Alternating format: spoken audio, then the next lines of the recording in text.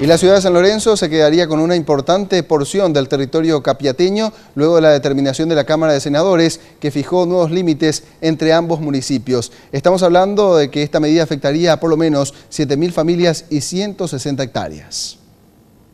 Este proyecto de ley es analizado por segunda vez en la Cámara de Senadores. En su primer tratamiento, los legisladores habían rechazado la normativa a fin de que las autoridades de ambos municipios llegaran a un acuerdo, pero esto no funcionó. Tras la aprobación de los diputados, este jueves los senadores hicieron lo mismo y fijaron los nuevos límites de la ciudad.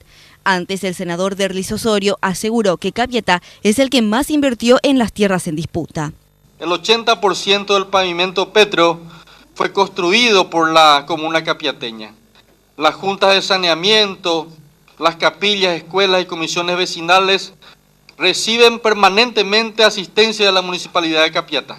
El senador Óscar Cachito Salomón, por su parte, negó que con esta determinación se le ocasionara algún tipo de daño a Capiatá, ya que este municipio cuenta con más de 8.000 hectáreas, mientras que San Lorenzo solo tiene 4.000. Aseveró que los habitantes de las propiedades en litigio prefieren pertenecer al municipio de San Lorenzo.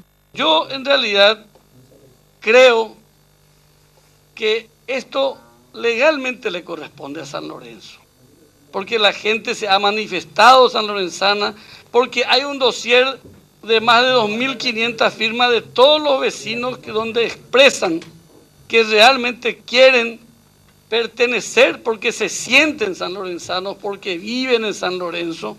Este proyecto había sido presentado por el municipio de San Lorenzo en el 2010. En caso de ser aprobado por el Poder Ejecutivo, los pobladores afectados deberán abonar sus tributos en la Municipalidad de San Lorenzo.